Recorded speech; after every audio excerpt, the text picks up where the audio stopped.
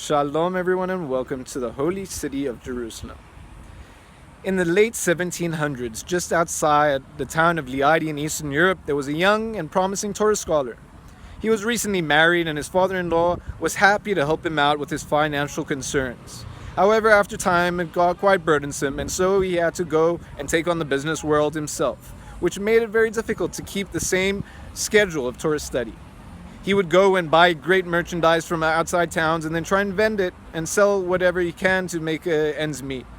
One such occasion, he got a new merchandise, full stock, from an outside town, and he was traveling through the forest when he realized it's right before the holiday of Shavuot, and it was his custom to go and see the Alter Rabbi Shneur Zalman of Liady before each Shavuot. Without even hesitating, he left all his merchandise in the middle of the forest and he took off for Liady. He arrived at the synagogue just after the afternoon prayer time. He went to speak to the Alter Rabbi and he told him how things had become difficult and it was hard for him to keep the same schedule of Torah study now that he was working the way he was. The Alter Rabbi assured him, one, that his merchandise that he had left in the middle of the forest would be there still and he need not worry.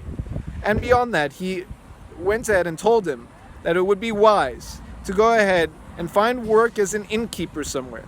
In that sense, he wouldn't be overburdened by his workload and his wife could even help him out. With the blessing of the Rebbe, he took off high in spirits. He came to the forest to find, as the Rebbe promised, his merchandise untouched. A nobleman happened to be coming by and he said to him, "How could you go ahead and leave all this merchandise unattended in the middle of the forest?" He said, "Look, I don't worry about these things when the Rebbe has me in his mind." So the nobleman could tell he was straight and upright. He said, "I have a business proposition for you. Seeing that you're a good man, I have an inn in a town nearby, and I could use a man like you." The man said, "Look, I appreciate the offer, but I have no money to spare for my horse fodder, let alone a beer or vodka. I can't go ahead and invest in any inn." He said, "Fine, how about this? You take over my inn, and you'll pay me in installments as you make the money." The man was happy, considering this was what the Rebbe advised him to do, and he happily agreed. As he arrived to the town to take on his new job, all the people of the town started telling him that he best be on high alert, because that inn, people had been trying to work for a long time, and they never survived beyond a year. Because there was a Russian old couple next door that was known to conjure in black magic and sorcery. The man said, "I don't worry about these things, especially when I have the Rebbe's blessing." He was very successful. In a couple of months, he already managed to pay back all the debt that he owed to the owner of the inn.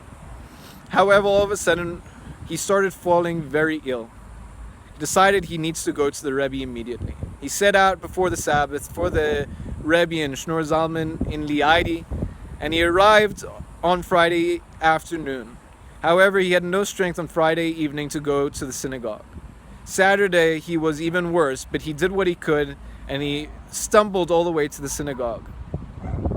They were already in the middle of prayer, so he found a way in the back to take a seat and to pray.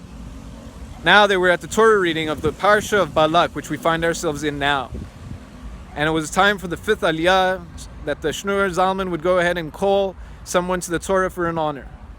He hadn't even turned around the whole prayer, so he wouldn't have noticed this guy coming in. Nevertheless, he instructed someone to allow this man to have the honor, which bewildered all the normal worshippers.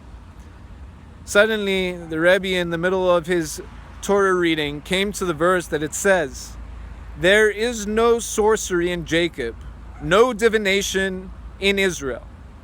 He said this with great cleaving to God, as he looked like he was in another realm. But he didn't just stop there. He repeated it over and over again. "There is no sorcery in Jacob, no divination in Israel." The man left, his heart palpitating.